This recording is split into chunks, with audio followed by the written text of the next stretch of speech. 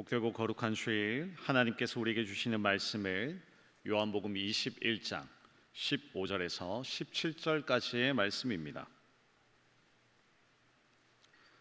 하나님의 말씀을 봉독하여 올려드리겠습니다. 그들이 조반 먹은 후에 예수께서 시몬 베드로에게 이르시되 요한의 아들 시몬아, 내가 이 사람들보다 나를 더 사랑하느냐 하시니, 이르되 주님, 그러하나이다. 내가 주님을 사랑하는 줄 주님께서 아시나이다. 이르시되 내 어린 양을 먹이라 하시고, 또 두 번째 이르시되 요한의 아들 시몬아, 내가 나를 사랑하느냐 하시니, 이르되 주님, 그러하나이다. 내가 주님을 사랑하는 줄 주님께서 아시나이다. 이르시되 내 양을 치라 하시고, 세 번째 이르시되 요한의 아들 시몬아, 내가 나를 사랑하느냐 하시니, 주께서 세 번째 내가 나를 사랑하느냐 하심으로 베드로가 근심하여 이르되 주님, 모든 것을 아시오매 내가 주님을 사랑하는 줄을 주님께서 아시나이다. 예수께서 이르시되 내 양을 먹이라. 아멘. 두려움 없이 사는 사람 없으리라고 생각을 합니다. 담대하게 보이는 사람이라 할지라도 그 마음 깊숙한 곳에는 두려움이 자리를 잡고 있을 겁니다. 많은 사람들은 실패할까봐, 버림받을까봐, 사랑하는 걸 잃어버릴까봐 이와 같은 두려움이 끊임없이 다가와 그 두려움을 어찌할 바를 해결할 길을 찾지 못하는 그런 모습을 봅니다. 이로 인해서 두려움이 왔을 때 우리의 반응은 뒷걸음질하는 거죠. 또는 도망을 가기도 합니다. 그 두려움에 사로잡히게 될 때는 무엇 하나 하지 못하고 그 자리에 꼼짝을 못한 채 주저앉아 버리는 경우도 많이 있습니다. 성경을 보면은 이런 두려운 상황을 마주한 성경의 여러 인물들을 볼 수가 있습니다. 그런데 저는 성경을 보면서 아주 대표적인 두려운 상황을 목격하고 그 두려움에 다양한 반응을 보여준 사람은 베드로라고 생각을 합니다. 한편으로 보면 참 베드로는 담대한 모습을 보여주기도 합니다. 그러나 그 담대한 뒷면에는 두려움으로 인해서 실패의 자리로 나아갔던 사람 또한 베드로가 됩니다. 복음서를 자세히 들여다보면 베드로는 강렬한 그 두려운 현장에 있는 모습을 분명히 확인하게 됩니다. 오늘 우리는 말씀을 통해서 이 베드로가 겪은 가장 특징적인 세 가지의 그 두려운 상황을 따라가면서, 그리고 그 두려움을 어떻게 극복했는지를 우리가 함께 말씀을 나누려고 합니다. 먼저는 베드로가 겪은 세 가지의 두려움입니다. 그 세 가지의 두려움 중에 첫 번째는 풍랑의 두려움입니다. 이 풍랑의 두려움은 환경이 가져다 주는 두려움에 해당이 됩니다. 깊은 밤 갈릴리 바다를 건너갈 때 제자들이 배를 타고 가다가 이 풍랑으로 엄청난 고초를 겪게 됩니다. 그들이 나름 그 바다를 잘 알고 있었고 배도 잘 운영할 수 있는 기술이 있음에도 불구하고 그 캄캄한 밤에 풍랑을 그들이 이기지 못해 모두가 두려움 속에 빠지는 그 상황이 있을 때에 예수님이 두려워하는 제자들을 내버려 두지 아니하시고 물 위로 걸어오시는 놀라운 기적의 역사를 행하십니다. 이들을 돕고자 물 위로 걸어오신 예수님이셨죠. 그 한밤중에 풍랑이 그 거대한 파도가 일컬어 배가 곧 뒤집어질 것 같은 상황 속에 있을 때에 물 위로 걸어오신 예수님 보고 또 겁을 먹어요. 예수님을 보고 감히 귀신이라고 소리치기도 할 정도로 이들이 굉장히 놀랬던 거죠. 그와 같은 제자들을 향하여 예수님이 나니 두려워하지 말라 말씀을 하셨던 겁니다. 그렇게 예수님인 줄 알았던 베드로가 그 정신없는 상황에, 모두가 겁에 질려 있는 상황에 담대한 말을 합니다. 예수님, 정말 예수님이라면 저로 하여금 저도 이 물 위를 걸어라 명하게 주십시오 라고 얘기를 했던 거예요. 참 대단하죠. 어떻게 이런 말을 할 수 있었을까요? 그 정신없는 상황에, 그 두려운 상황에 우리를 도와주세요, 풍랑으로부터 구해주세요, 이게 일반적인 얘기일 텐데 그 상황 속에 나도 물 위를 걷게 해주세요 이런 말을 했던 베드로였어요. 예수님이 그 베드로의 요청을 들으시고 그리고 걸으라고 말씀을 하셨던 거죠. 그리고 그 물결이 험하게 거친 풍랑이 있는 그 바다 위로 덜썩 뛰어내렸어요. 그리고는 베드로도 물에 빠지지 않고 예수님처럼 물 위에 서 있고 몇 걸음 걸어가기도 합니다. 예수님 다음으로 최초로 물 위를 걸은 사람 베드로가 됩니다. 그런데 성경은 이어서 이렇게 기록을 해 놓았습니다. 마태복음 14장 30절에 바람을 보고 무서워 빠져가는지라 소리질러 이르되 주여 나를 구원하소서. 물 위를 걸었던 베드로가 갑자기 물에 빠졌어요. 물에 빠진 것은 그 파도가 거칠어서가 아니었어요. 예수님을 향하여 끝까지 시선을 두어야 될 이 베드로가 예수님께 시선을 두지 아니하고 두려움을 가져다 주는 환경을 보았기 때문이었어요. 예수님을 바라볼 때는 물 위를 걸었어요. 그런데 바람과 바다를 보는 순간 빠져버리고 말았다는 겁니다. 여러분, 두려움이라고 하는 건 여기에서 시작이 되는 겁니다. 생각지 않았던 상황이 닥칠 때에 그 속을 들여다보고 그리고 시선을 거기에서 떼지를 못하는 거예요. 나의 어려운 상황이 보여요. 그곳에 우리의 시선이 계속 집중되는 거예요.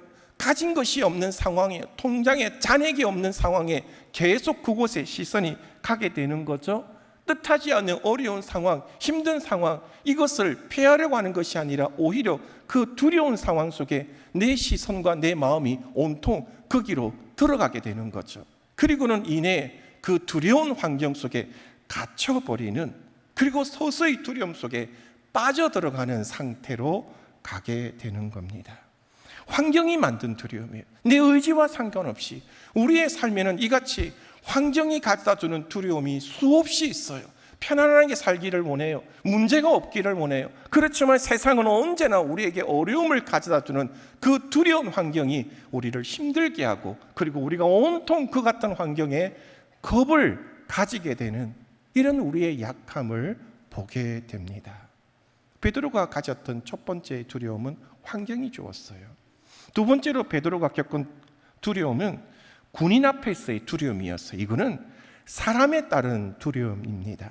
예수님이 잡히신 동안 베드로는 일찍이 멀찍이 예수님의 그 뒤를 따라갔어요. 참 이런 모습을 보면 앞의 모습과 유사해요. 그 풍랑 속에서도 물 위를 걷게 달라 좀 담대하지 않습니까? 예수님이 잡혔을 때도 다른 제자들은 보이지 않는데 그나마 베드로가 그 뒤를 쫓았다는 것도 좀 용기 있어 보이지 않습니까? 그리고는 잡히신 예수님을 따라 대제사장의 뜰 안까지 들어갑니다. 그런데 요한복음에서는 이 내용을 아주 자세하게 잘 기록을 해놓았어요.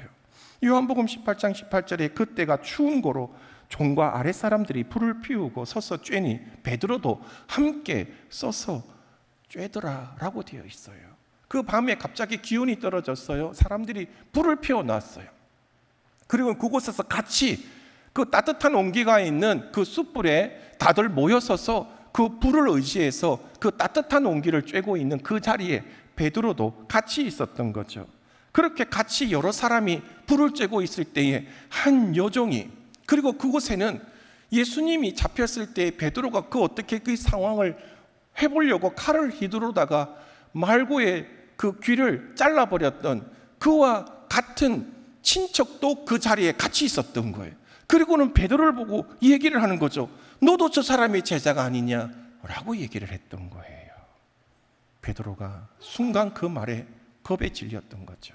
그리고는 나는 예수님을 모른다, 3번 부인했을 뿐만 아니라 급기야 예수님을 저주하는 말까지 하게 되었더라고 하는 겁니다. 한때는 어설프게 칼을 빼어서 예수님을 지키려고 그런 용감한 모습을 보여주었던 이 베드로가 그 어린 요정의 한마디에 그 사람들의 그 환경에 겁을 먹고 그 두려움을 이기지 못하고 예수님을 부인하는 이 모습을 보게 되는 겁니다. 사람에 따른 두려움이에요. 내 체면, 내 안전, 내 생명, 이걸 지키려는 자기 보존의 두려움이 나왔던 거죠. 환경의 두려움보다 더 큰, 더 깊은 두려움에 해당을 합니다. 사람이 눈치를 보여. 세상의 권세 앞에서 우리는 얼마나 우리 스스로 그 두려움을 이기지 못해서 예수님을 모른 척 예수님을 모른다라고까지 했던 그 외면하고 자신을 숨기려고 했던 그 두려움의 모습이 우리 안에도 적지 않게 있었더라고 하는 거예요.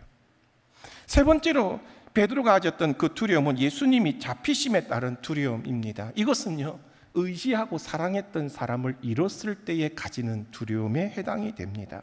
베드로가 겪었던 두려움 중에 가장 큰 두려움이었어요. 예수님을 잡으려고 하는 그 무리가 등불을 들고 무기를 들고 예수님을 잡으러 왔을 때 앞서 말한 것처럼 그 뭐 하려고 베드로가 칼을 쥐고 있었는지 모르겠지만 그걸 뭐 어설프게 휘둘러다가 한 종의 귀를 잘라버리는 이런 일이 벌어졌던 거죠. 예수님이 그 상황에 베드로를 향하여 엄하게 말씀하십니다. 그 칼을 칼집에 도로 꽂으라고 말씀을 하셨던 거죠. 그리고는 아무 저항도 하지 아니하시고 스스로 결박을 당해서 그 군인들에게 끌려가는 그 모습을 베드로가 본 거죠. 3년을 예수님을 의지하고 따라다니고 그렇게 은혜를 받고 예수님을 향하여 소망을 가지고 그렇게 꿈을 키워왔던 베드로가 힘없이 끌려가는 예수님의 그 모습을 보고 엄청난 두려움과 충격을 받게 되는 거예요. 그날 밤 이 두려운 현장으로 인해서 마가는요, 딱 짧은 한 줄을 써놓아요. 마가복음 14장 50절입니다. 제자들이 다 예수를 버리고 도망하니라. 믿었던 사람, 의지했던 사람, 사랑했던 사람이 문제가 생겼으니 여기에 따른 두려움은 감당을 못하는 거예요. 그 제자들이 다 두려움으로 예수님 버리고 도망을 가게 되었던 거죠. 정말 가장 깊고 두려운 상황, 의지했던 사람, 사랑했던 대상을 잃어버린 이 두려움, 말로 표현할 길이 없는 거예요. 이거는 환경이 주는 두려움보다, 사람의 관계에서 주는 두려움보다 더 큰 거예요. 여러분 생각을 해봐요. 우리 사랑하는 가족들이 뭔가 문제가 생겼어요. 어려움이 닥쳤어요. 위기가 생겼어요. 두려움이 오는 거죠. 이것보다 더 큰 두려움이 어디에 있겠냐고요. 그 두려움을 견디지를 못하는 거죠. 가장 힘든 순간이에요. 이번에 우리 청년들이 인도네시아에서 우리가 기숙사를 지어줬던 뿌삿 기독교육대학 전교생들과 함께 예배를 드리고 좀 특별한 여러 가지 시간을 가졌는데요. 그 중에 하나가 우리 학교장과 교수들과 학생 대표들이 나와서 이른바 토크하는 시간을 가졌어요. 그래서 그들이 학교에서 이루어지는 여러 일들 전교생 앞에서 서로 얘기를 하고 그들의 생활에 대한 부분을 얘기를 하는데요. 한 교수님이 이런 얘기를 하는 거예요. 우리 학생들은 이곳에 입학을 하게 되면 집으로 돌아가지 못한다는 거예요. 집으로 돌아가지 못한다는 말이 무슨 말이냐면은 이들이 집으로 갈 수 있는 형편이 안 되는 거예요. 여기 있는 모든 학생들은요, 형편이 되어서 대학을 다니는 게 아니에요. 누구도 형편이 될 수가 없는 거예요. 그래서 기거할 곳이 필요하고요, 먹을 것을 지원해 줘야 되고요, 학비를 내고 학교를 다닌다 아닌 거예요. 이곳 학생들은 이렇게 학교가 제공해 주는 장소에서 그 장소가 없기 때문에 우리가 기숙사를 건축을 한 거 아니겠습니까? 그렇다고 해서 재정이 많아서 늘 풍족한 음식을 주는 것도 아니에요. 정말 놀라운 건요, 그 학교의 교수 월급, 그리고 이들이 졸업을 하고 난 다음에 유치원 교사가 되어서 받는 월급이 없는 줄 아세요? 유치원 교사 한 달 월급이 우리 돈 8만 원이래요. 뿌삿 기독교육대학 대학 교수 한 달 월급이 9만 원이라고 합니다. 나는 안 믿었어요. 숫자 하나 빠뜨린 줄 알았어요. 아니래요. 8만 원, 9만 원, 우리 돈 8만 원, 9만 원이 그들의 한 달 생활비예요. 그런데 학생들이 뭔 돈이 있겠냐고요. 그럼 집에 어떻게 가는 게 뭐 그렇게 어렵냐고요. 어려워요. 인도네시아의 섬이요, 서쪽으로부터 동쪽까지 길게 뻗어져 있어요. 서쪽 끝에 있는 도시에서 동쪽 끝에 있는 도시까지 비행기로 가는데 무려 7시간이 걸려요. 한국에서 자카르타까지 가는 거리랑 똑같더라고요. 그만큼 먼 거리, 그곳에 이들이 전국 각지에 흩어져 있는 오지의 섬에서 학교까지 오는 것도요, 땅을 팔아야 되고요, 소를 팔아야 되고요. 그렇게 해서 이곳에 와서 4년 동안 생활을 하는데 먼 고향 가족들에서부터 여러 소식이 올 거 아니에요. 좋은 소식도 있겠지만 슬픈 소식도 있을 거 아니에요. 아픈 소식도 있을 거 아니에요. 그렇지만 이 학생들이 집으로 못 가는 거예요. 사정이 안 되니까. 그러니 얼마나 마음이 힘들고 아프겠냐고요. 그 어려움과 그 아픔, 그 힘듦을 어떻게 견디느냐? 함께 생활하며 공동체에서 위로받고 그 공동체의 사랑으로 버틴다는 거예요. 이런 어려움, 관계와 상황과 그 사랑하는 의지했던 거에 이런 환경들이 우리에게 두려움을 가져다 주는 거죠. 베드로가 겪은 이 대표적인 세 가지의 두려움, 그래서 베드로가 그 두려움 때문에 어떤 모습을 가지게 된 줄 아십니까? 요한복음 21장 3절에 이렇게 나와 있어요. 시몬 베드로가 나는 물고기를 잡으러 가노라 라고 되어 있어요. 예수님 만나기 전에 베드로의 그 첫 직업이었던 그 환경으로 다시 되돌아간 거예요. 예수님을 만나서 내가 너를 사람 낳는 어부가 되리라고 하신 그 부르심의 사명을 따라 그는 희망도 그는 미래도 없는 그 삶으로부터 예수님을 통해 많은 변화가 있었어요. 회복이 있었어요. 소망까지도 생겼어요. 그런데 그 두려움이 휩싸여서 사랑하는 예수님과의 단절되고 그리고 도망간 자리는 결국 어디냐면 옛 과거의 어부의 자리로 돌아간 거예요. 옛 모습으로 돌아간 거예요. 두려움을 이기지 못하면 옛사람으로 다시 되돌아가는 거예요. 두려움을 감당하지 못하면 다시 연약한 내 모습, 소망이 없는 모습, 미래도 없는 모습으로 다시 그 속에 갇혀버리고 마는 거예요. 이것이 두려운 상황에 갇혀져 있는 대표적인 모습이 되는 거예요. 그렇다면 베드로는 이 두려움을 어떻게 극복을 했을까요? 베드로가 다시 어부의 생활로 되돌아갔어요. 어부 생활합니다. 물고기를 잡는 생활이 돼요. 잘 잡히면 또 잘 산다고 하겠지만 다시 어부로 되돌아갔지만 고기도 제대로 못 잡아요. 오늘 본문의 배경은 그래요. 특히 이날 밤은 더 했어요. 밤새도록 그물을 던졌는데 물고기 한 마리 못 잡아요. 여러분, 낚시는요, 바늘 한 개 갖고 물고기를 잡아요. 그런데 그물을 던져서 물고기 한 마리 못 잡는 것이 이게 더 어려운 일이에요. 그런데 밤이 새도록 그 큰 그물을 던짐에도 불구하고 물고기 한 마리 못 잡는 고단한 삶이, 미래가 없어요. 밤새도록 고생을 했는데 한 마리라도 잡아야 그걸 빵이라도 바꿔 먹을 텐데 한 마리도 못 잡고 그 배고픔과 고단함을 갖고 이제 잠자러 가야 되는, 그 인생 가운데 힘없는, 소망이 없는 그런 상황이었죠. 그런 무기력한 모습으로 새벽을 맞이하고 있는 그 시간에 해변가에 예수님 뭐하고 계신 줄 아십니까? 그곳에 찾아오신 거예요. 베드로를 찾아왔던 거죠. 자기를 부인하고 저주하고 두려워서 도망갔던 그 제자들을 찾아오셨던 거예요. 괘씸해서 그랬을까요? 야단을 치려고 그랬을까요? 아니었어요. 그 두려움 속에 갇혀 있어서 옛 생활에 갇혀 살았던 저들을 회복시키시고자 예수님 찾아와 주셨던 거예요. 여러분, 어떻게 예수님이 그 두려움을 극복하고 회복시켜 주신 줄 아십니까? 두 가지 방법을 사용하셨어요. 첫 번째는요, 사랑으로 회복시켜 주셨어요. 사랑의 방법으로 그 두려움을 회복시켜 주셨어요. 예수님이 밤이 새도록 아무것도 잡지 못하고 그 허기진 배를 잡고 그 고단함 속에 나오는 그 제자들을 위해서 예수님이 지금 못하고 있나 보았어요. 요한복음 21장 9절에 보니 육지에 올라와 보니 숯불이 있는데 그 위에 생선이 놓였고 떡도 있더라 라고 되어 있어요. 이 구절을 보면 숯불이라는 단어가 나와요. 이 숯불이라는 헬라어가 신약 성경 전체에 딱 두 군데만 나와요.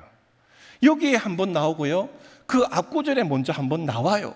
언제 나오냐면 예수님이 잡혔을 때 대제사장 뜰에 들어간 그 베드로가 추워서 불을 쬐고 있더라고 했을 때 그 불이 숯불이라고 헬라어에 적혀 있어요. 그 단어가 적혀 있었던 거죠. 여러분, 예수님이 숯불을 준비하시고 음식을 창만하시는 이 장면은요, 베드로에게 굉장히 의도적인 것을 요구하고 보여주시는 예수님의 행위에 해당하는 겁니다. 숯불을 보게 하시는 거죠. 베드로는 예수님을 부인하고 버렸던 그 장소가 숯불 앞이었어요. 그는 추워서 불을 쬐고 있을 때 예수님 모른다고 그랬어요. 아마 숯불을 피우는 그들의 일상생활 속에서 여기저기 불을 피우는 장면을 볼 때마다 예수님을 버렸던 그 시간, 예수님을 모른다 저주했던 그 모습이 떠올랐을 거예요. 어쩌면 이것이 큰 상처가 되었다면 베드로에게는 숯불이 트라우마가 됐을 거예요. 숯불만 보면 그때가 생각나지 않았었겠냐고요. 정말 생각하기 싫은 그런 시간이지 않겠습니까? 그런데 예수님이 떡하니 보란 듯이 숯불 펴놓고 계신 거예요. 여러분, 이거 왜 이런 줄 아셔요? 우리 모두가 이 부분에 대해서 두려워하는 부분이 있어요. 많은 사람들이 그 두려움 때문에 숨기려고 그래요. 감추려고 그래요. 밝혀지고 드러나는 걸 너무 무서워해요. 이건 믿음의 성도들도 똑같아요. 몰랐으면 좋겠어요. 굳이 알라고 했으면 몰랐으면 좋을 것 같아요. 그냥 외면하고 굳이 내가 감추고 싶은 거, 드러내고 싶지 않는 것들이 밝혀지는 걸 너무 무서워해요. 그런데 예수님은요, 콕 집어 보여주세요. 숯불을 피우시는 거예요. 여러분, 이것은요, 우리에게 위협을 주거나 두려움을 주는 행위가 아니에요. 우리가 가지고 있는 이 두려움의 상처는 누구도 만질 수 없는데 예수님만이 만져주시는 거예요. 그런데 예수님 앞에서도 내가 두려워서 내 상처, 내 아픈 거, 내 부끄러운 것들을 숨기려고 하지, 드러내려고 하지 않는 거예요. 여러분, 예수님이 유일하게 여러분의 아픔을 치유해 주시는 분인 줄로 믿으시길 바랍니다. 감추고 숨긴다고 해서 예수님이 모르시는 게 아니잖아요. 그런데 우리 스스로가 무서워서 그걸 외면하는 거예요. 숨기는 거예요. 몰랐으면 좋겠다고 얘기하지만 그 숨기고 싶은 것이 끊임없이 내 안에 두려움의 이유가 되어지고 그것이 내 믿음을 갉아먹게 하는 그 아픔과 고통의 원인이라는 걸 우리가 모르고 있었던 거예요. 그래서 예수님이 그 부분을 끄집어내는 거예요. 여러분, 두려워하지 마십시오. 부끄러워하지 마십시오. 예수님만이 그걸 치유해 주시는 유일한 분이십니다. 베드로에게서 너무나도 큰 아픔이었던 그 숯불 앞에 서 있던 부끄러운 행위, 누구에게도 말하고 싶지도 않고 밝히기도 쉽지 않고 들키기도 쉽지 않았던 그 아픔을 예수님이 숯불을 보여주셔서 뭘 해주십니까? 음식을 만들어 주시잖아요. 그리고 그 아픔을 치유하시면서 내뱉은 첫 번째 말, 너 그때 왜 그랬니? 야, 너 어떻게 네가 그런 식으로 할 수 있니? 그 말이 아니었어요. 뭐라고 얘기하십니까? 네가 나를 사랑하느냐? 사랑을 물으시잖아요. 예수님이 찾아와 주셔서 숯불 앞에 행했던 내 부끄러움 말씀하지 않으시지만 내가 다 안다. 내가 너의 그 숯불에 그 앞에 행했던 부끄러운 거 내가 지금 만져준다. 그래서 너에게 이렇게 음식 주지 않느냐? 나는 너를 여전히 사랑하는데 너는 나를 어떻게 보고 있느냐? 사랑으로 만져주시잖아요. 그때 베드로가 눈물을 쏟으며 예수님 여전히 사랑합니다. 그 마음을 다시금 회복시켜 주지 않습니까? 베드로가 3번 부인했기 때문에 예수님도 3번 물어주시는 거예요. 예수님이 앞에 3번 모른다고 한 그 부끄러움 하나하나 집어내시고 그걸 치유해 주시고 회복시켜 주시는 거죠. 네가 나를 사랑하느냐? 여러분, 두려움과 아픔을 회복해 하는 것은요, 바로 사랑이라고 하는 걸 알게 해 주시는 겁니다. 그래서 훗날에 요한이 이렇게 고백을 하는 거예요. 요한 1서 4장 18절입니다. 사랑 안에는 뭐가 없다고요? 두려움이 없고 온전한 사랑이 뭘 쫓아내요? 두려움을 쫓아내나니 두려움에는 형벌이 있습니다. 두려워하는 자는 사랑 안에서 온전히 이루지 못하느니라. 여러분, 우리의 두려움을 이기게 하고 그 두려움을 쫓아내게 하는 건 하나님의 사랑인 줄 믿으시길 바랍니다. 하나님의 사랑 안에 거하고 있다라고 확신하는 사람은 두려움에 사로잡히지 아니하고 두려움이 여러분의 발목을 붙잡지 않는다는 겁니다. 그러므로 여러분 모두에게 하나님의 사랑이 충만하시기를 주님의 이름으로 기도드립니다. 여러분, 그래서 두려움의 반대말은요, 용기가 아니에요. 두려움의 반대말은 사랑이었던 거예요. 사랑이 있으면 두려움을 견디는 거예요. 사랑이 있으면 두려움을 극복할 수 있는 거예요. 그래서 예수님이 두려움 속에 빠져있는 베드로에게 사랑을 심겨주잖아요. 사랑으로 어루만져 주잖아요. 그 사랑을 체험하니 주님, 그 사랑을 고백하는 자로, 배신했던 그 입술이 다시 사랑 고백하는 입술로 회복되는 모습 보여주지 않습니까? 두려움에서 회복시켜주는 또 한 가지의 방법은요, 사명을 통해서 회복을 시켜줍니다. 내 양을 먹이라. 예수님은 베드로의 그 사랑 고백 위에 곧바로 사명을 얹어주십니다. 내 어린 양을 먹이라. 내 양을 치라. 네 양을 먹이라. 회복은 용서와 더불어서 다시 보내심, 사명으로 통해서 완전히 두려움의 자리에서부터 벗어나게 됩니다. 사명이 있는 사람은요, 두려움의 자리에 머물러 있지 않습니다. 두려움에 붙잡혀 있었던 베드로, 이제 양을 먹이는 목자의 자리로 베드로가 다시 세워지게 된 것이죠. 그래서 예수님은 제자들을 향하여 또 한 번 말씀하시는 거예요. 나를 따르라. 그 두려운 환경 속에 갇혀 있어서 꼼짝을 못하는 인생 되지 말고 내가 너와 함께 이 시대를 향하여 하나님 나라를 회복하겠다라고 하는 그 사명의 자리로 예수님이 불러주시는 겁니다. 사랑으로 회복되고 사명으로 세워진 사람, 또다시 물고기를 잡는 옛자리로 돌아가지 않습니다. 두려워하며 다시 예수님을 모른다고 말하지 않습니다. 베드로가 이렇게 회복이 된 겁니다. 두려움에서 이겨납니다. 그리고는 베드로가 이 같은 모습을 보여줘요. 이것이 세 번째 이야기입니다. 회복된, 그 두려움에서 회복된 베드로의 모습입니다. 사랑과 사명으로 다시 회복된 베드로에게는 다시금 베드로에게 두려운 환경이 나타나지 않았을까요? 아니에요. 또다시 하나님의 그 주님의 사랑으로 두려움이라고 하는 자신이 갖고 있는 문제를 극복하기는 했어요.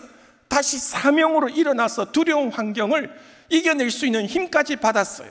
그렇다고 해서 그 인생에 두려움이 사라지는 건 아니에요. 또다시 두려움이라고 환경은 나타나게 됩니다. 그렇지만 이제는 달라요. 이제는 주님의 사랑이 그 속에 있다는 걸 확신하기 때문에, 사명으로 부름받았다라고 하는 걸 확신했기 때문에 똑같은 두려운 환경이 또다시 나타나지만 이제는 옛 모습처럼 도망을 치거나 숨는 것이 아니라 두려움을 바로 봐요. 그리고는 그 두려움 상황이 오히려 손을 내미는 자가 됩니다. 그 이야기가 사도행전 3장에 나옵니다. 베드로와 요한이 기도하러 성전에 올라갈 때에 미문 앞에서 태어나면서부터 걷지 못하는 중증 장애인이 아무것도 하지 못하니 구걸하는 불쌍한 인생을 살았던 거죠. 그와 마주친 거예요. 여러분, 이 상황이 또 한편으로는 긴장이 되고 두려움을 가져다 주는 상황인 거죠. 내가 예수님의 사랑을 극복했고 다시 회복을 얻고 사명의 자리로 갔는데 그 사명으로 이루어 나가야 그 현장에 또다시 고통받는 안타까운 인생이 눈에 보이는 거예요. 외면할 수 없잖아요. 그를 도와주고 싶은데, 그를 고쳐주고 싶은데, 회복시켜주고 싶은데 나는 지금 그런 능력이 있는지 사실 확인할 길이 없잖아요. 이런 마음, 이런 상황은 또다시 두려움이 가져다주는 상황이 되는 거예요. 우리는 이곳에 또다시 우리의 그 연약함 때문에 피하거나 주저앉거나 외면할 수밖에 없는 그런 약한 모습이 두려움으로 통해 분명히 보여주는 그런 상황이지 않습니까? 사람들의 보는 시선도 나타나지 않겠습니까? 그런 상황에 베드로는 그 예수님의 사랑과 그 부르신 사명으로 그 두려움을 이렇게 감당합니다.